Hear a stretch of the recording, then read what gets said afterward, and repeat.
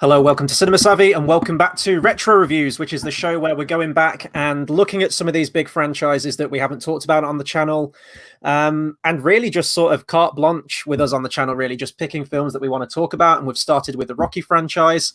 So this is 6 weeks in, a month and a half, and we are finally finishing the Rocky franchise with Rocky Balboa, not Rocky 6, which, you know, kind of messes with my OCD a little bit. Rocky Balboa, 2006 movie directed by Sylvester Stallone himself, and is kind of the fitting farewell. We said this like every Rocky film after Rocky 1 was the fitting farewell, but this was it. This was the final Rocky film. And as always, this is going to be completely spoiler filled. This is going to be a discussion piece. Just because it's going to be us talking about Rocky Balboa. And, you know, we'll go into the socials now, give you guys like 5 or 10 minutes to jump in. This is an open discussion, so please feel free to jump in the comments as well. Comment on your thoughts on Rocky and this film in particular, because we want to open it up to you guys as well to join in. Yeah, definitely. And as Chris has said, this is, you know, another end of an era. The Roman numerals are gone. In comes the surname. The legacy is all tied up. ... for 10 years. And we'll get to that at some point. But I mean, we'll address it in this video as well. Mm-hmm. You know, this isn't the final outing of Rocky, but this is the final Rocky film per se. But yes, do comment below. We like people chatting along with us on these Rocky reviews. It's been good fun having everyone's discussion and thoughts. And so do comment, do like, and if you are enjoying these, do subscribe. As Chris has said, we've gone through the Rocky films. We're going to be announcing at the end of the episode today what our next few retro reviews are going to be. So we'll get that out of the way, so to tune in from next Tuesday. And of course, we do Mandalorian on Fridays. However, there may be videos out between now and then. Sometimes it's as late as an hour's notice. Sometimes we'll give you 2 days' notice. The best way to find out when we're going to drop these videos, upload them, live stream them, is on Facebook, Cinema Savvy, and Twitter at cinema_savvy. And we have a link to our TeePublic in the description below. So find us out on those social medias. We've been a bit more active with both of them. So check us out on there. If you want to tweet with us, comment along, we do all that kind of stuff. We do follow back as well. So check us out on Twitter. We've done a lot of fun with it, obviously, especially with the discourse you get on Fridays with Mandalorian. So yes, but of course, this isn't the Mandalorian. This is Retro Reviews, and this is Rocky Balboa. So finally, I get to have a change of story, but I'm going to ask this question first. Do you remember the first time you saw this one? It's not going to be as interesting as your first time story watching this film, because I know that this one is kind of the one that started it all for you, wasn't it? But for me, I will say this is the first one, obviously the time that it came out, that I distinctly remember the cinema buzz around. I remember this one hitting cinemas. Now, I never went to the cinemas to see this film. I wasn't into Rocky at this point. I knew it was just that series of boxing movies, and I didn't know anything about it beyond Sylvester Stallone was Rocky. That was it. Didn't know any of the side characters. I don't know if I mentioned probably the first week that we did this when we talked about Rocky 1 that my best mate who did go into boxing and does do boxing, he adored these films. So I remember him talking about going to see this with his dad, Italian family as well. So obviously there's that link to it as well. And he loved it. Like, he came out just glowing about this film. And as always, when someone recommends a film to me, not always, but a lot of the time, it's just like, oh yeah, I'll get to it. And then decades go by and I haven't watched it. I think this was literally just at the end of one of those TV marathons. I think it was either a TV marathon or maybe they played the first 5 on TV, and then I bought the box set and ended up just watching this one as part of the DVD collection. In terms of like my first time experience with it, it is one of the most emotional Rocky films. It's a return to form, and it is that nice bookend piece where, you know, Stallone himself has been very openly against and dismissive of Rocky 5, criticizing his lack of involvement in the production and everything like that, and that it wasn't a good fitting ending for the conclusion of the series. Sorry, this one was, and it hits you, especially when you have that progression with it. But in terms of first time watching it, it would have literally just been popping in a DVD at the end of a Rocky marathon. Now I know that your first time story, you've done like a whole weird machete order with the Rocky franchise over the years. Yeah, this is the one that kickstarted it all. So this came out in December 2006 in the United States. And as many Oscar films, because I'm guessing, I was too young to know, this probably had an Oscar push, but nothing happened with it. This came out in just January 7th. At the time, I had a really good friend that was really into boxing. And I think his birthday was early February. As you can tell, we're not friends now because I don't remember his birthday. And I went with his family to the cinema, and there's this Rocky film. And I knew this guy was into boxing, and a Muhammad Ali poster on his wall. I was into wrestling, couldn't tell you who any of these people were. And I was like, okay, we'll go. And it's like, it's this boxing film. It's like, okay, I don't think I'd heard of Rocky at this point. You know, I was 10 and a half. So it was new to me. I still had my Star Wars, like Revenge of the Sith. I still wasn't over it. It'd been almost 2 years. And yeah, I went to the cinema. I watched this film. I was like, oh, who's this really old dude? Because I didn't. I'm going to put this on record. I don't know if I knew if that was Sylvester Stallone at that point in time, or I knew his name, but I didn't know the severity of that name. And all I remember is enjoying the film. Being like, oh, look, it's an old guy against a younger guy. And at the time, I don't know if this was just before Floyd Mayweather went to WWE and did this weird promotion, but I remember being like, that guy looks like Floyd Mayweather. I knew who Floyd Mayweather was. But more importantly, there was only one scene that left me not traumatized for life, one scene that predicted the outcome of humanity. It was, of course, the simulation of Rocky Balboa versus the champion. We'll talk about that. when we spoke in the past, me and you of this, I've always said actually like all I ever remember from watching that film was the simulated fight, because I sat there each time like, oh my god, this technology exists that lets you have an old boxer fight a new one. Probably 2 years later, there was probably a fight night game where it had like Mike Tyson versus Ali, which definitely didn't happen. And it was that pre-film, George, which we've never really got to speak about if it's not Star Wars or Harry Potter. So yeah, this was nice. And I didn't immediately go and watch Rocky 1, 2, 3, 4, 5. You know, this was called Balboa. There wasn't a number. You know, if you'd have told 10-year-old me it was Rocky VI, I'd have known that was 6, because I've known Roman numerals thanks to Star Wars since age of 3. And yeah, I think I then, you know, just saw it, knew it. And then years down the line, my dad bought me the Rocky box set. You know, when you used to get like films at Sainsbury's, it'd be like insane prices, like here's a box set for 10 quid. It's got like 6 Rocky films. So we'd always pick up stuff like that. So I didn't see the others till way down the line. Ironically, when I watched all these other films, because I knew Balboa, I never actually watched Balboa again. So this, I believe, this is only the second time I've ever seen Rocky Balboa. Oh, Jesus. Which is really interesting, because I'm kind of glad I've had this time to pass, because it's a lot more relevant at me at this age than it would have been when I'm younger. That's not just the film or scene it was before it. That's obviously the themes, the whole life dynamic. So I'm quite happy actually that I've not seen this in a while. But that's my Rocky story, and I finally got to tell one. There's that. This is one of 2 films starring Rocky I've seen at the cinema. I was going to say, and I mean, you're coming at this for a second time, even after the Creed films as well, in hindsight of those. So that's going to change the dynamic of it as well. Yeah, so we don't have a plan for this thing. We're just going to dive into this thing. So I don't know who had the idea for this film. I don't know if this is something that Stallone wanted to do and pitch this to the studio, that he wanted to come back with a Rocky film. This was done exactly 30 years on after the first Rocky film. So there is that kind of anniversary feel to it. And it does feel like that sense of closure to it.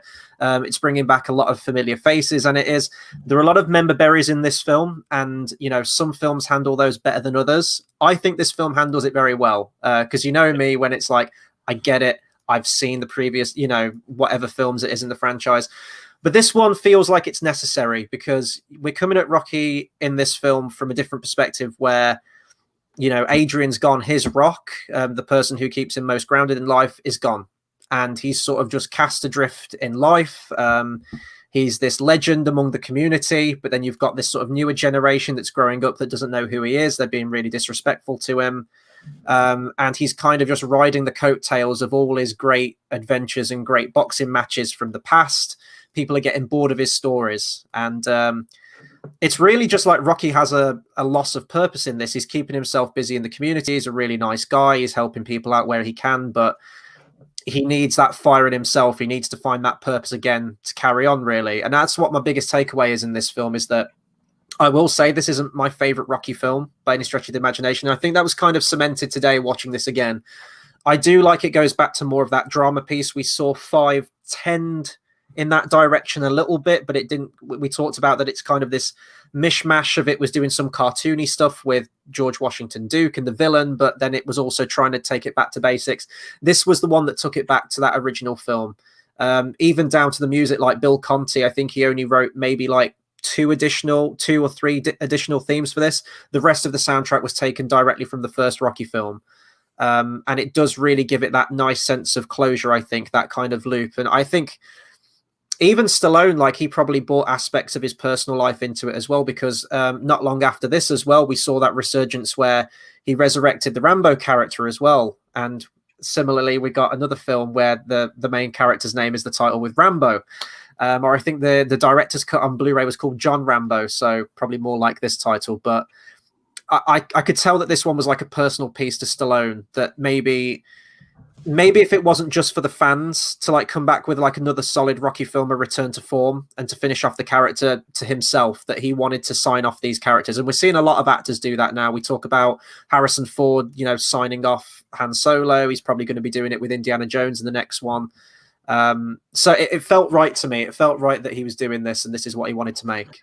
Yeah, Indiana Jones is the perfect comparison because you have this great trilogy, and it didn't need a fourth one. Now, I'm not going to say about Rocky 4, but Rocky could have finished, we've said this last time, it could have finished Rocky 5, Balboa, Creed 1, Creed 2, Rocky 4. And they brought Indiana Jones back, and it didn't work. And now they're making another one to rectify the mistakes from Indiana Jones 4. To me, this Balboa is Stallone saying, I'm going to take this character right, to take him out. I didn't like 5. I'm not going to allow 5 to be the last time I play that character. I think there's a lot of personal stuff involved with this film. Maybe where he's at with his life at the time, it could have been those things, but that's a 16-year gap between releases. That is insane. Now, even Indiana Jones 4 to 5 is going to have a shorter gap than that. Balboa to Creed, shorter gap than that. 16 years is big for, let's take the Star Wars films out of it. How many people come back to franchises? You've got, Jeff Bridges in Tron. You don't get many long-term returns. Star Trek, kind of, I guess you could say. But I think this is where the core of it's at. And the one thing I'll give this heading into, I know it's taken off on a tangent, I'm really happy with how modern it gets, to the point that in the fight, it stylizes TV for a couple of minutes. We can obviously get to that in more detail. But when you look at those old Rocky films, like this is the 70s, this is the 80s. One's meant to be the 80s, but it's 1990, but it's so 1990s. This felt real. This feels like how the mid-noughties were, how that boxing scene was, whether it be exhibition matches, the whole Vegas, all that kind of stuff. We've never really fully explored that in these films. And I think this teases a lot of what we do get down the line with Creed, but I had a really good time watching this. And like I said, I enjoyed it when I was younger, but I'd just never gone back to it. And I really enjoyed it yesterday when I saw it. And the fact that Stallone directed it feels really mature, and I think that's the key point. Not saying he's been caught up in his own ego. We've kind of discussed between us over these reviews that many of these films seem like a reflection of Stallone at that point in his life. And that's something that's really hit me watching these again, is that I'm fully behind that now. And this is what I felt like this one, that Stallone's, he was at this mature point in his life. He wants to retire the character. Now, we do get Creed. We'll discuss this maybe later, but it's a good point to bring up now that he didn't want to do Creed. He originally declined to make Creed.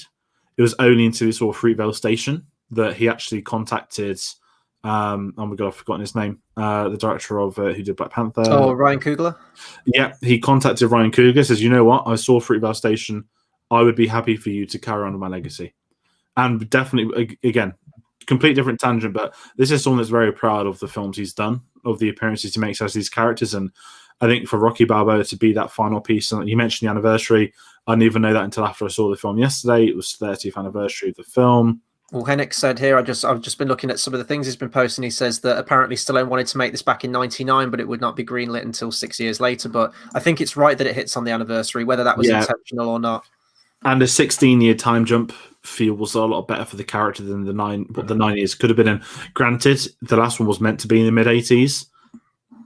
In theory, it's a 20-year jump from the last time in canon terms if people wanted to get that far, Rocky. But I really liked what they did with this. You mentioned earlier as well with the sort of memory stuff.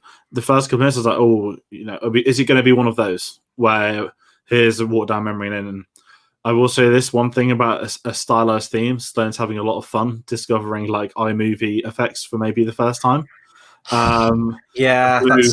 The blue, the coloring, I loved it. That was a proper throwback to like learning how to use a Mac. I think you'd have been the same, when you discover this new thing and it felt like that. But again, it's that mid-noughties vibe, and that's how I felt with all of this. But jumping back to Rocky 5, as we said last time, for them to leave him in Philadelphia, bring him back there, granted the film doesn't work, they set things up that ultimately got a payoff in this, and I think that's a really important part of this.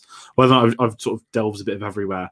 Sort of no, it's cool because you've taken me on to the next thing I wanted to talk about. So you mentioned like the 16-year time jump narratively, and a lot has happened in those 16 years. Yeah. We sort of get drips and drabs, and we even get more information when we get into the Creed films as well. But the biggest one, Adrian's gone. Adrian's dead.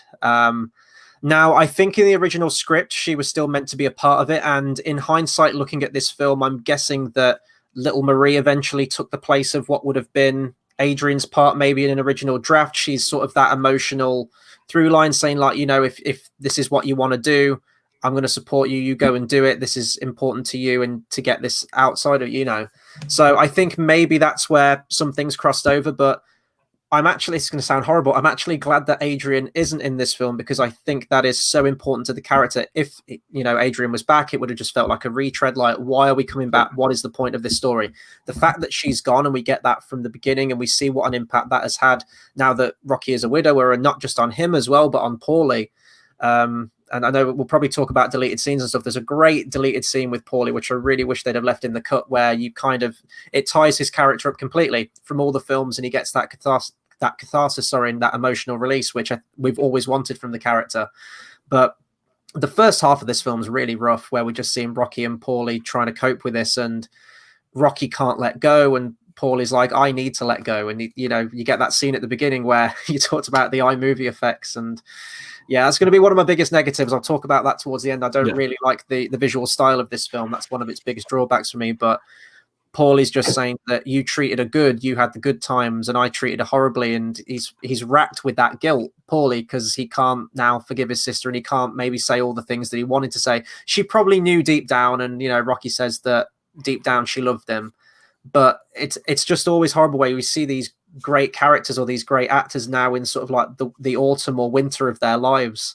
It's just, I don't know, it's really impactful with stuff like that. And on another kind of tangent, which we might talk about in the future, but Cobra Kai, we talked about the member berries. Cobra Kai does that, and I think does it very effectively, like what this does in here. And they're sprinkled throughout the film as well. We get those flashbacks, and they always just like hit you there, especially when you've gone through them as well in sequence, I think.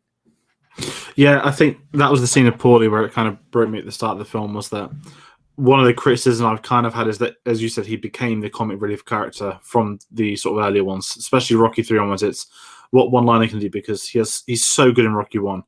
And in that, he obviously is this character. He is Rocky's friend, the abusive brother, and he has his own arc within that film. And this is where it brings back to basics for Paulie as well, again, going back to the meat factory, all those kind of things. But to me, he steals this film. It is a horrible scene when Rocky's obviously, you can tell from the first minute, Paulie's uncomfortable, even before they get to the ice rink, from being at the gravestone, standing behind the tree, through to the fish, through to obviously that break scene where he just says, he just says, it's like, I can tell this to her. I wasn't nice to her, and I can't amend that. That's when it hit me. Mm. And the thing I like most of this is how Rocky reacts to that.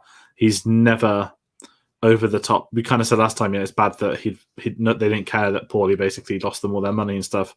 In this film, those two probably have the best dynamic with one another since that first film, and I'm glad that they were able to give that time to Burt Young. And I think, again, going back to the Adrian stuff, that's the big thing. I think there's an interview with Talia Shire where she says there was talks of her being in it, but it would have just been like the first few scenes, then they would have killed her off, and then it would have been about him coping. I think that time jump helped. I think you couldn't have had this. Not horrible. You couldn't have had the opening scene essentially be her death, and then he ends up fighting in the ring 2 hours later. I think because there's been the passing of time. There's been the sort of, I think it's 4 years. I think it's 2002. The gravestone says, and you get, the restaurant was established beforehand, but you get all her face all over the restaurant. You can see Rocky's character within that. Great scene in Creed 2 with the restaurant as well, in regards to what photos he puts on the walls. You've got the storyline of his son, which I completely forgot about. For some reason, I thought his son didn't speak to him again after Rocky 5. I was wrong on that case. I liked the arc they gave his son. I think there's some really great scenes between the two of them.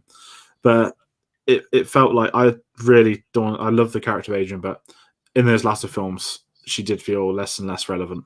She got a bit more in 5 than she probably did in sort of 3 and 4.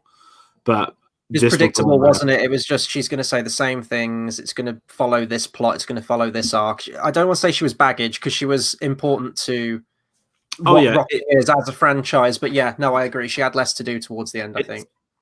They wanted to put Rocky into a different perspective to change that character. And I think, as horrible as by taking out Adrian, that's the most monumental change of any. Their relationship essentially is those early Rocky films. and that's such a powerful thing to go back to Philly and lose her. That's where it is a tough. It's tough. It's hard to, every time he speaks, his dad, how he acts, it all feels real. It doesn't feel like Stallone pretending to be Stallone. It feels like Stallone is actually Rocky in this film rather than himself, and I think that's what the biggest difference was. And even the way it was shot, it was meant to look gritty, things like that. It felt like a really good return to form, and I think that's going back to that. Stallone directed this. He made sure he probably had full control. One of the changes, actually, I know this is jumping to at the end. So I was trying to find some quotes last night to watch, to put on the channel. In the screenplay, one of the commentators was called Commentator Clubber. Now, I googled this. I was like, "Is this a boxing term, maybe for a commentator?" Because in wrestling, you get like color commentators. I was like, "Is this a boxing commentating term?" No, it was not. In that final draft screenplay, I didn't look into it too much. I don't know if there was any discussion with Mr. T, but that in the script it was written for Mr. T to be a commentator at the end. Obviously, they changed it. They put the younger guy in.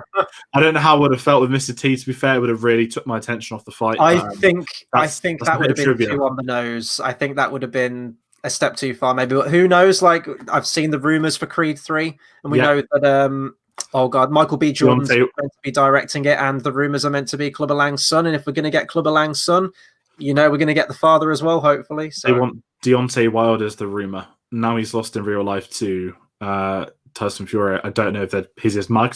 Remember how like Ronda Rousey was going to be in WWE with The Rock, and then she lost in the UFC. It was like, ooh, maybe not. She came eventually. I wonder if they're having that Deontay Wilder vibe. Where it's like, mate, focus on your career, not on Creed 3. But we'll find out probably in the next year or two. I reckon that's going to ramp up.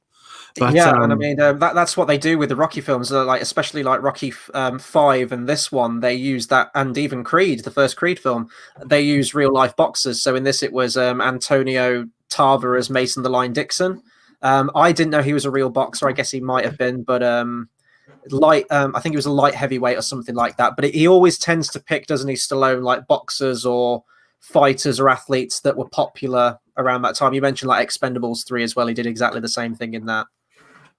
Yeah, and I think jumping on him, as we'll get into, I guess, the villain discussion, he's not a villain in this film. One of the weakest things for me in this film is that character. And the thing is, like, the focus is where it needs to be. It needs to be on Rocky. Yeah. But even going back to that first Rocky film, where Apollo Creed had maybe 3 scenes sprinkled throughout the film, and then you had the final fight. Even in those scenes, and maybe this is just down to Carl Weathers' persona and his charisma, he made that character memorable. Like, he had that personality, and granted, he was kind of emulated that like Muhammad Ali shtick thing that he did in like press conferences and everything. But I get absolutely nothing from Mason the Lion Dixon, and even at the beginning of this film when we're introduced to him, he's a wash. He's a nobody. He's just throwing these fights. He's winning, but he's not being challenged. He's a very similar character to Tommy Gunn, or at least as Tommy Gunn towards the end, where he wants to be challenged and everyone's doubting him and saying he's nothing. I think Mason the Lion Dixon, you got to do the whole name, haven't you? I can't just call him Mason Dixon or just Mason. He gets one good scene in this film for me, and that's where he's talking to his trainer. And the trainer's, it's the original gym he goes back to, and he says, you need to get in the ring with a proper fighter. That's baptism under fire. It's one of my favorite lines in the film. And he says, you'll get self-respect. And I think if we'd have got more scenes like that, which really humanize him and we get to know his character more, then I think I would have liked him a little bit more. As it is, it just feels like a plot device just to get Rocky back in the ring. So every time we cut to Mason, I'm just like, get him off the screen. I don't care. And that's a shame, I think. But yeah, this is where I'm kind of weird because I feel like he's meant to be Floyd Mayweather, granted completely different weight category, but it's that at the time Floyd Mayweather was the unbeaten champ, he's knocking everyone out, and certainly maybe after sort of 2006 time, Mayweather got more criticism because his boxing style was essentially, I'm going to pick my opponents, and because he's always going to beat them, not to get into a real life boxing thing. I'm not a boxing expert, but it's been in the news. Actually, we'll get to exhibition matches, but it felt that he's trying to be like him, but he's not like him. And it's these moments. There was a great scene in the gym, and it is that I'm in this really, I need to go back to my roots because something's not working with these promoters. And as far as the Rocky films goes, the enemies of these films are always the promoters. They are always the ones causing the issues. How they want to do it. This one's probably the most boring, obvious of all of them. It's like, we just want you to fight, and our pay-per-view numbers are rubbish. They're not charismatic. They're not enigmatic. They're just corporate men in suits. Anyone could have been. And you know exactly where it's going to go. You know the purpose of it. You know the moment the simulator turns up. Oh, I'm going to fight him for real. Imagine being vexed at a simulator of the computer. I mean, that there is some probably modern day stuff truth in there. In terms of people getting upset because the FIFA was simulated wrong. I don't know, but I hate that simulator thing. Just jumping on that real quick. I hate that is what sort of not what starts the fight, but it really is the kind of thing that makes him go, oh hell no, okay, this is the match we need to do based on the success of that. It's just, I just think it's so ridiculous as a plot device, as a conceit, whatever it is in this film. I just think it's terrible. It kind of reminds me. Did you ever used to watch that show? I think it may have been on Sky. It was called Deadliest Warrior, and it was David Wenham, the guy who plays Faramir, did like the narration, and it would be like pirate versus ninja. And they test like all the old weaponry out of like historic weaponry of all these races, and then they put it into a computer, and the computer would run a simulation, and then you'd get like a live action reenactment fight at the end based on who the computer decided was the winner. And they just throw like these completely ridiculous, like, I don't know, like medieval knight versus samurai or something like that. And it was this week to week, and it just reminds me of that. It's like, we put these two epic fighters into a computer and thought who would win, and this is the result. It's just, I don't know. I hate it. It really takes me out of the movie, that part, because the rest of the film feels so grounded. You talked about like the pay-per-view sort of HBO fight night boxing style at the end, which again I'll express some criticism on later on. But this the whole motion capture, whatever it is, fight night round 4 PS3 video game, it just takes me right out of it every time. And that's like one of just like the biggest criticisms I have with the film thing. And it's more the fact that people are cheering and getting angry by it. That's like how... in a bar, in like a crowded bar, and they're watching this like PS3 cutscene. It's just that it's funny, but it's terrible at the exact same time. But no, that is an issue. It's, you know, he's going to fight. So how's he going to get there? And because the character's not personally related to him, there's nothing in that comparison. And I just, you know, it's going to be the corporates. But there is this one great line, which I don't know, I'm not going to say stunt boxing, I'm not a boxing expert, but, you know, they're talking up to Stallone. They know this guy they're hosting is terrible. Dixon, like, he's not a draw. He's a crap champion. They handpick all of his fights. He's undefeated because he's in a terrible era. And you just get this amazing line where Rocky gets up, leaves the table, and they're like, yeah, in his prime, this guy would just, like, basically annihilate him. And obviously we get the fight later on, but that's one thing I did laugh at, because if you get to modern day, you think of all these modern sports, there's always a story, you know, whether it's Michael Schumacher going back into F1 in 2010, age of 40, thinking that he's still a world champion. Didn't happen. Tiger Woods made a sensational comeback last year to a point. It was his first title in 10, 12 years. It's when these people, and it's really sad, but when these people come back to their roots, and it is laughable at times, and I'm actually quite, I don't want to say happy at this, but the fact that Stallone's aware of it, that they do continue that theme. Like, everyone thinks, you know, this is going to be embarrassing. This is you were a terrible champion taking the fight. This is really sad to watch Rocky. He's coming out to old band music, everything like that. I really like that Stallone approved that, because if his ego was above his head for this film, no way on earth would he have allowed that. If he was on cloud nine about what he thinks Rocky is, he'd be this unbeatable man that cannot be destroyed after 40 years. And I like that they did switch that up ever so slightly. Granted, you get a terrible, I don't even want to say a villain. He doesn't even really, he reminds me of like a petulant child Dixon that like, I'm the world champion, but it's not enough. It's like a boring Tommy Gunn, as you said. There's actually a comment from Hennock, who mentioned that Tommy Morrison, who played Tommy Gunn, said he tried contacting Stallone about reprising his role, but nothing came of it. Could you have imagined Stallone, like, if Rocky V was the worst thing I did for the character, let's bring back one of the worst things about it. Sorry, it was never going to happen. But yeah, should we talk about the fights? Yeah, so this is probably my biggest criticism of the film. Not the fight necessarily, but just the overall visual style. And you mentioned, like, at the beginning of the film as well, when I've done Rocky marathons before, because I do them quite often. I'd say I do them like once every year or once every couple of years, because there are always films that I go back to. But I'm always struck with the really, like, overexposed lights and glow in this film, and there looks like there's some digital grain on the film as well. It doesn't look like proper film grain, it looks like artificial grain. It's when you crank the brightness up way up and it grains out your whole entire footage. So the cinematography was done by Clark Mathis. I've just looked through and I haven't really seen much of what he did. The cinematography to Norbit, I guess there's that, but it doesn't look like it fits with the visual style of all the other Rocky films. Even with like the glitz and glamour of Rocky 4 and Rocky 3, they still looked visually somewhat consistent. I would say, yes, you had like the more flashy editing, but in terms of like how they were actually filmed, there was that through line with it. But this, especially because it's trying to be so much like Rocky 1 or Rocky 2 in appearance, you just don't get that. Even like the opening title sequence, I guess, where you get like these bright flashes and almost like photography, like snapshots, like snapping everywhere. And you get that so much throughout the final fight as well. You get those really weird scenes where it goes into black and white and into slow-mo. And I really hated the visual style to this film. And it's something that always sticks out to me every time I go back to it. And also that I know this was a conscious decision on Stallone's part. He wanted to take it a back to basics approach with the fighting as well. He wanted to make it more realistic, to the point where the entire fight, or at least a good portion of it, is filmed like a pay-per-view, like something that you would watch on HBO or something like that, or on Sky Sports.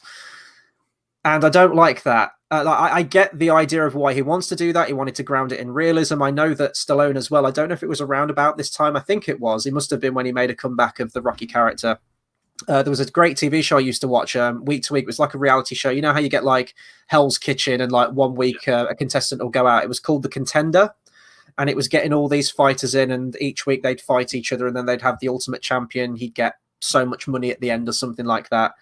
And those were like very similar in that kind of like HBO type era of filming. So I don't know if after he did this, he then went on to make that, for example, but it just doesn't gel with me. I just don't need that. I think that Creed definitely upped their game. I think Creed 1 goes with a similar style to this, that more realistic fighting, but especially when we get to Creed 2, it added that cinematic quality to the fight. And, I know I'm not watching a real fight, so don't make it look like a real fight. And that's why I love the Rocky boxing matches, especially when you have like Rocky, even 3, 4, 2 as well, where they both go down on the canvas and the climbing up the rope. It's ridiculous. You'd never get that in a real boxing match, but I'm fine with that because it's a film.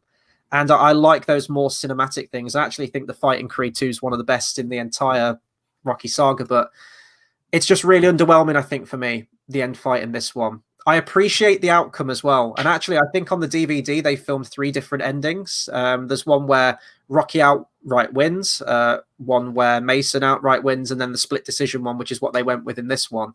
I think that was to like misdirection so that no one got into spoilers or anything like that. I know they do that with TV show finales sometimes as well. So I like the outcome, and it definitely mirrors, in a way, the first Rocky film, but it's just that visual style of it that just takes me right out of the fight. Yeah, this is the thing with me. So I think because it jumped to that mid-noughties time point, it threw me, because when I play the ice hockey games, they have the real-life pundits on an EA game in real camera, and then it cuts to video game. And I was watching the film, and there's like, whoa, like it changed to, granted it's everything now. It went into high definition when it first did that. The camera changes. Suddenly, it's not grainy. It's like pristine broadcast, essentially. Then you get the broadcast on the fight, and it really threw me for the first. I think it's the first 2 rounds. Then it slowly transcends into the old sort of Rocky thing. But I didn't mind it. Sorry, I don't know if that's because I know what's going to happen in the fight, or if it's because it is that whole Vegas thing. I think it felt different to the others, but I think he wanted it to be different, wanted it to be modern. And I think as far as exhibition, I mean, the guy was in shape to an insane degree. When he takes that robe off, that is like Christ almighty. I know it's on the cover and everything, but still at that age, and that's what I love the commentators are talking about, but it goes so real, and it does cross that line, and then it drops out to cartoon. So I can appreciate what they did. I'm happy it wasn't consistent for the whole fight. I don't think it could have worked if everything was exactly like the fight would have been, but I completely get what you mean. It feels the least Rocky fight of the lot. It feels real, and it's going to be interesting with the Creed films as well, because I've only seen Creed 2 twice. Obviously, Creed 1, they had a real world champion at the time, so they definitely need to go for that realism, because there's that behind the scenes video of Michael B. Jordan getting knocked out when they were sparring. Mm-hmm. So yeah, the fight was weird, but I'm glad he didn't win. I think if he won, it's too cheesy. If he'd have got annihilated, that'd have just been too sad. That's not how you want to end the film on.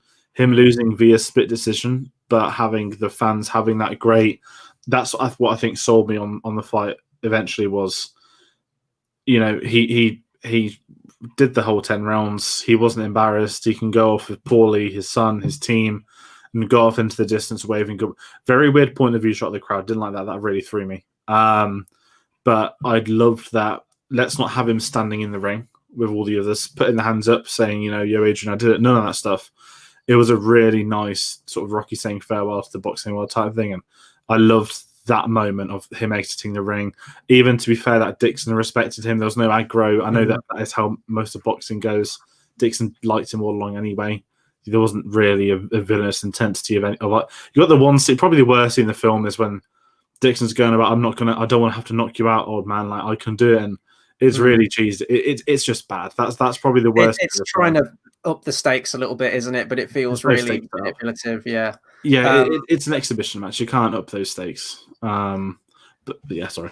Yeah, no, I was gonna. You mentioned like Stallone in this film I forgot like when he takes that robe off, like he's in better shape than he was in the original Rocky film. Like pound for pound, like muscle, even to Mason the Lion Dixon, like he's a big guy in this. Like, he's Jesus Christ, like fair play to the man for getting in shape for this. And even now, like you see him, he's still in ridiculous shape, Sylvester Stallone. But yeah, it's the right ending. But I mean, if this was meant to sort of like reinstate Mason's boxing career, it really isn't. Could you imagine what an absolute laughingstock he would be the next day in the press in the boxing world? Like even if he won, and I think they even say this in the film, like if you win, you beat an old man, like what kind of credibility you're going to get. But the fact that it went to a split decision and he went the distance with a guy who's like probably like 3 times his age, like he's done. Like his boxing career is over after that. Like that did him no favors whatsoever after that thing. But yeah, I think. Oh God, sorry. Yeah, I would say I love that with him, his career. Like the whole point of it, he's a fraud. You bring in like Mike Tyson, just giving him abuse on the sideline. Like why? Like I tell, like why is Mike Tyson there? Like I didn't see that coming, and he's kind of gone. That was weird. That threw me. Apparently, Hennick's just put here that Mike Tyson improvised his lines. Wouldn't surprise me. Yeah, no, I forgot he was in it as well. But it's probably just Stallone just knows all these guys, doesn't he? Just like, hey, do you want to? Oh, you're in town. Great. Do you want to be on our new Rocky film for a few lines? Yeah. Just before I let you back to what you say, what really made me laugh. So, ironically, bringing in Mike Tyson, he's obviously had this exhibition match recently. He's been retired for like 16, 17, 18 odd years, as is a certain Rocky. Snoop Dogg did let's not get into the whole YouTubers doing boxing thing, but the fact that Snoop Dogg was on commentary and there was only one immortal line from the entire night, and it's Snoop Dogg clearly high, as he would be. And he just said, like, yo, he's like, this is like at the barbecue, like when my uncles start fighting each other. And all I could think of when I was watching Rocky Balboa yesterday was that line from Snoop Dogg, like, because it is, certainly at the beginning, like, Sloan would swing and he'd miss and, like, he'd go, like, 5 foot around the room and stuff. And obviously he's meant to be fighting a champion in their prime. As you said, doesn't know credibility, but I couldn't unhear the Snoop Dogg line of commentary because it did feel like that. Like every time he tells them I'm going to fight again, they're like, what? It is ridiculous. I think the idea of this film and like Rocky getting back in the ring, well, I mean, it's not so dumb now, is it? Or maybe it is. Maybe it just is as dumb. But now that we are seeing it crop up, then maybe it isn't so out there and ridiculous. But I think the drama saves it. And I think, like what they do with the character and the characters around Rocky definitely saves the film and kind of makes you overlook some of the ridiculous stuff. That being said, we've had ridiculous stuff in Rocky, so maybe this isn't as ridiculous. Perhaps because it's trying to be this grounded drama, but we still have like Rocky getting his boxing license. One big thing we never talked about, actually, the fact that whole brain damage thing from Rocky 5, gone. Just like all those previous injuries, like the eye injury, the head injury, everything like that. Rocky, if you fight again, you'll die. And I actually saw there's a quote from Stallone. I'm not going to read it. It's on Wikipedia if you go onto like the Rocky Balboa thing. But he addressed like fan criticism that they never followed up on that.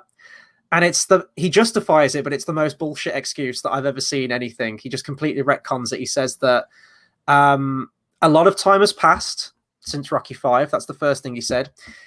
He never got a second opinion, and the advancements in modern sports medicine probably wouldn't amount to anything more than a normal concussion that any contact sports player would get if you're a rugby player or a soccer player or whatever.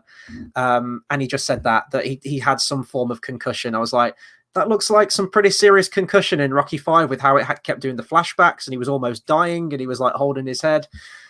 That's how he writes around it. I think it's that trying to forget about Rocky V thing again. Yeah, but, I think that's interesting. I read that last week. There was something he said, but then like scientists had also been commenting on it, and there was a bit of legitimacy that it's more the criticism of Rocky V, as in that injury. Doesn't really. The scientists like that injury doesn't really exist from Rocky V, and they all said, and that injury isn't significant to retire anyone from boxing. And then Stallone just interpreted it the wrong way because obviously he made himself retire from boxing because the injury was so bad.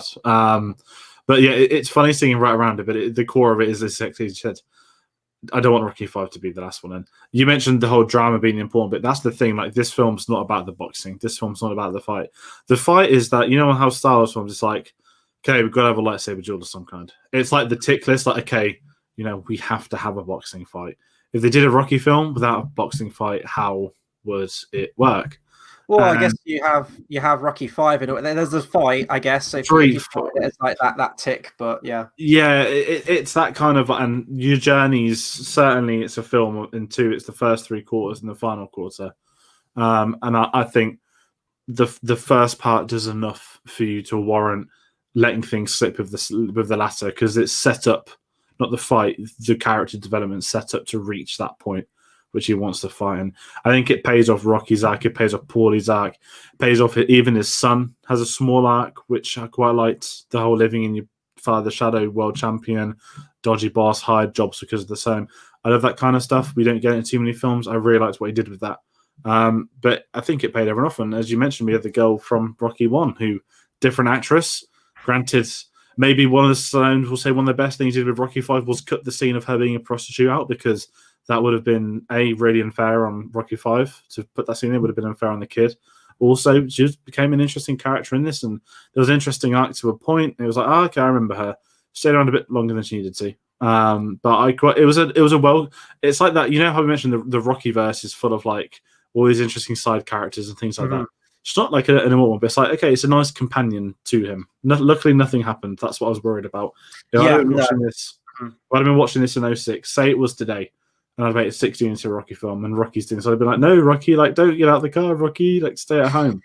I'm glad that he doesn't fall down that path, because that would have been too easy, and it would have completely shat on everything they've done for 30 years too.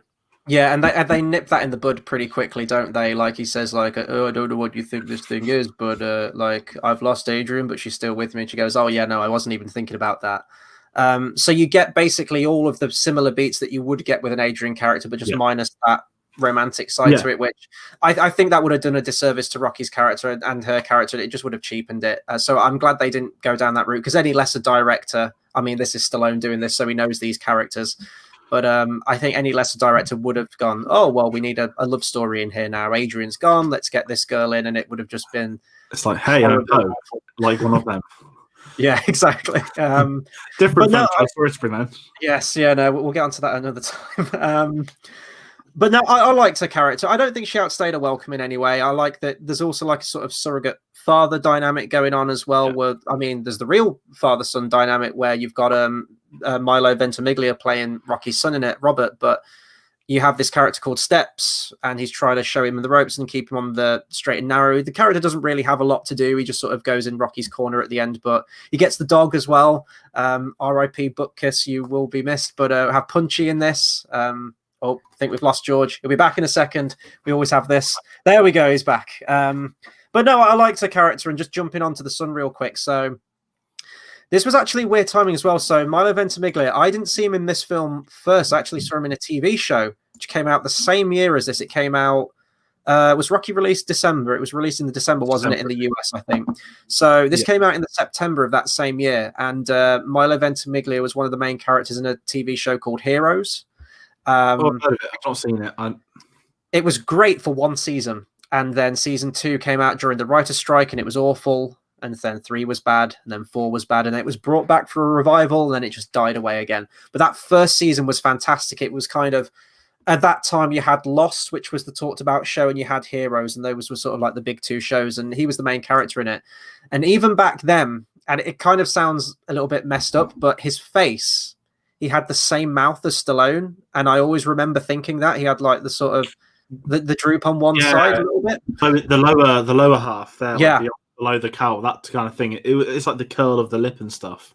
So I always remember thinking about that way before I'd even seen Rocky Balboa, and even knew that he was in the damn film playing his son. So when I did eventually get to it and I saw him in it, I was like, that makes perfect sense, because he is almost the spitting image, I think, of sort of Stallone back in the day. A little bit in the face. Yeah. So I like how they had that continuity. Apparently, I'm not going to scroll up to it now because I know that Hennick's been posting a lot, but he mentioned that Sage was originally going to be cast, but he chose not to. Stallone chose not to, because the themes of being in your father's shadow, that would have been too real, having like that real father-son dynamic, and I'm totally fine with that.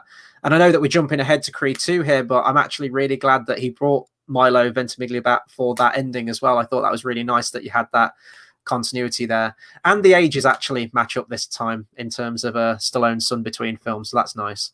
But no, I really liked his character, and I mean, it leads to one of the best films in the film, right? Easily one of the most quoted. You see it on all those motivational posts on your news feed, on posters, whatever it happens to be.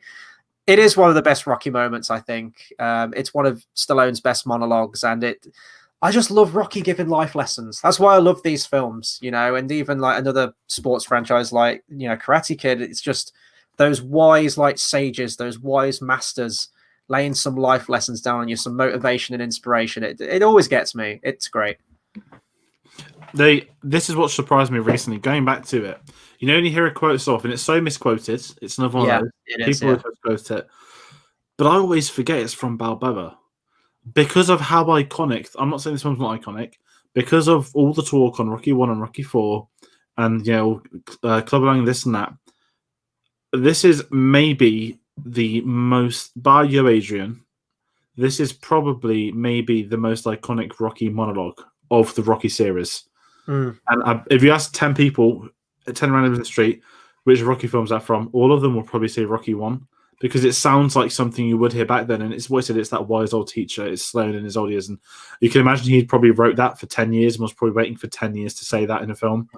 It strikes me as that he's waited a long time, because that scene with him and his son, I didn't have no idea. Again, because I'd forgotten what happened, I was like, oh, did they fall out and does his son like disappear for 20 years?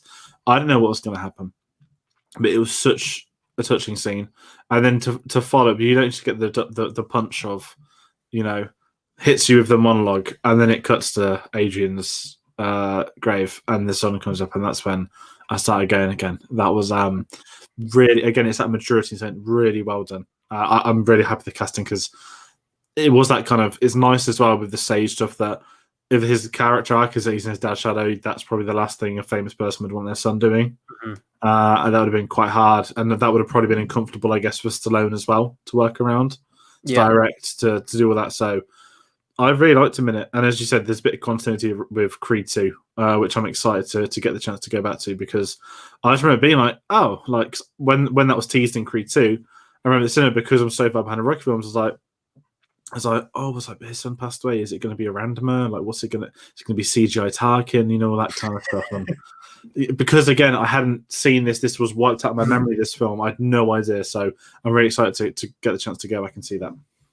Yeah, no, absolutely. I'm trying to think of anything else I can say about this film. I guess we may as well go into final thoughts. I think we've covered the majority of everything in this film, to be honest. But I think we are going to have to do a ranking video or something at some point on the Rocky films, because it's good sort of like getting them fresh in my memory and sort of like watching one after the other. As I said, I don't think this is I don't know if it'd be my top 3, but I appreciate it for what it did. I like its back to basics approach to drama.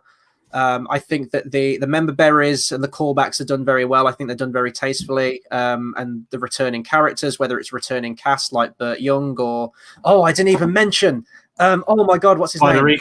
Spider Rico and Tony Burton as Duke. who gets a great little scene at the beginning of the month. It's like, let's start building some hurting bombs. And he looks old as shit, but it's great.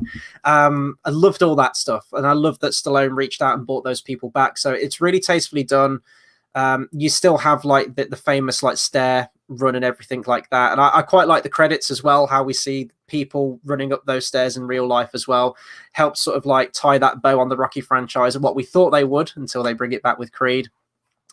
So no, I love it. And the ending, I think the ending's absolutely perfect. The fact that Rocky doesn't win and he's already walking out the ring. He doesn't care about the result. He's done what he needed to do.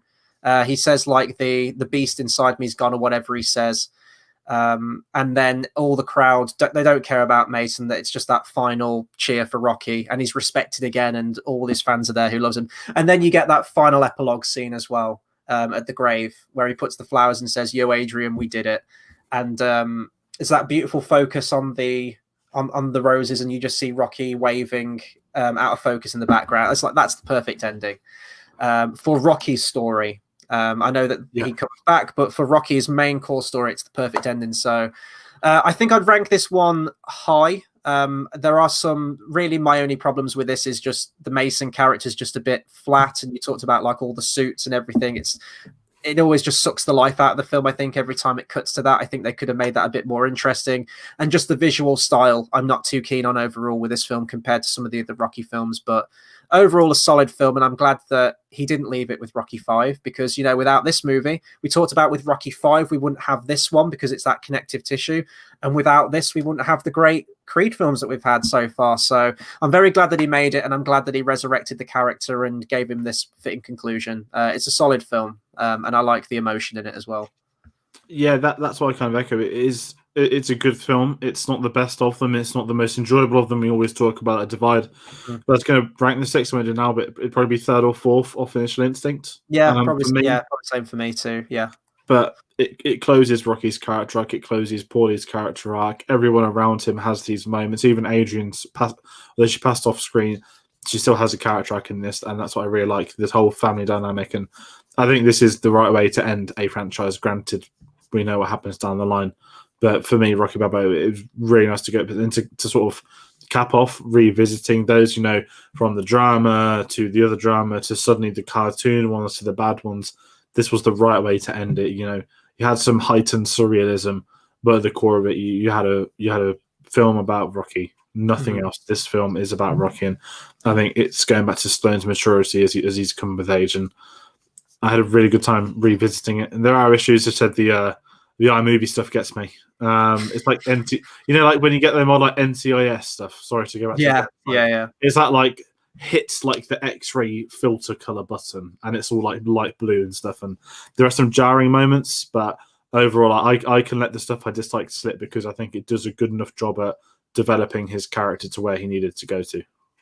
Definitely. So, yeah, that'll bring our conversation on the Rocky films to a close. Did say the Rocky films, though. Now, we are moving into slightly different territory, but this is where we differed greatly a little bit. So we were having this debate long since the beginning of retro reviews as to whether we would include these films or not. Before we even started them. Because we were getting the schedule worked out for this thing, and I think it was about midway through. I think you had a slight change of heart. I'm very glad you did. So, yeah, we have an announcement for what we're reviewing next. Absolutely. So from next Tuesday, the retro reviews continue. Not as retro because we will be looking at the Creed films coming next Tuesday. We begin with Creed 1. As Chris said, it was mainly me opposing it. I'll put my hand up and say I was wrong. I just didn't believe in doing them until Creed 3 had come out because it was too soon. 3 films into this, I was like, no, it needs to be done. I've had that itching to go back to the Creed films. I've seen Creed 2 once at the cinema. I've seen Creed 1 a handful of times. And you can't do 6 of these and not talk about the 2 that come after, especially that first one with his Oscar nomination. Especially how many times we've talked about them as well, even in these reviews and linked it. We had to. We've got to cap it off with the Creed films, I think. Exactly. So the Creed films start from next Tuesday. You'll see some new artwork on the channel in the morning as well. which is going to tease that. So check out our Twitter for that. Beautiful little segue there to bring up the Twitter stuff. So if you want to see that tomorrow, it's Twitter at cinema_savvy. It won't be on Facebook, but Facebook is cinema savvy. So that would leave with the Stallone photo on the cover for the time being. But yeah, the Creed films, I'm really looking forward to this. I've got Creed 2 on order. I think this is what's the thing. Me and you both every week, easily pulls out their box sets, watches the films. Creed's like, I've got to go to the other shelf now. I actually need to order Creed 2. So I'm excited. I'm really excited to go back. So as you said, we've discussed these not just off screen. We think about them whilst watching them, and we discuss them on here. You can't do 6 out of 8. So the Creed reviews starting from next Tuesday. Do we also want to name drop something else coming next week? Because we might as well just get it off our chest too. I think we can. Pre-recorded. If you guys like the Tron films, this is the ultimate. We don't need to drop this now, but we will. We're going to do 2 Tron reviews next week. Tron Legacy's 10th anniversary is the 17th of December. That is next Thursday. So me and Chris are going to be getting reviews out for Tron and Tron Legacy on next Wednesday, the 16th, Thursday, the 17th. They're going to both be pre-recorded, so we will have them premiered. We'll be able to reply to comments, but we won't be on a live stream itself. There's a lot of films we're going to be watching. And we have a major bombshell announcement, which we'll probably do a little bit nearer the time, which is going to take us through to the new year and beyond. We're looking forward to that. But if you are a fan of Rocky, if you have liked to have videos, if this is the first one you've watched, check out our previous 5 entries in the Rocky series. Join us again from next week for the first of 2 more. And then we'll have tied up brackets at the moment, the Rocky franchise. So do check that out. And we've said it before, we'll say it again. The Mandalorian reviews are coming. There are 2 episodes left. Things have changed. I'm not going to spoil it. We're expecting big things in the next 2 Fridays. So every Friday night, 10 p.m. GMT, we will be live for a spoiler-filled discussion on The Mandalorian. So if you've enjoyed those, if you've recently binged The Mandalorian, if you want to learn more about it, do check them out on our channel. We've got a whole other things coming up, but I've already announced too much. December's packed. December is absolutely rammed for us on the channel. It's going to be good fun, though, and these new show ideas as well. We always talk about this retro reviews. It's one of our favourite new ones on the channel. We just have Carl in the comments, just really quickly before we sign off with, yes, Tron. I haven't seen either of them, so this is going to be new for me. So you're going to get a first-time reaction and review on them from me. So it's going to be fun to talk about them. Carl, I don't know if you've caught the entire discussion, mate, or if you've just joined us now. Either way, it's great to see you, man. But yeah, we'll be back on Friday with Mandalorian. So take care, everyone, and we'll see you then.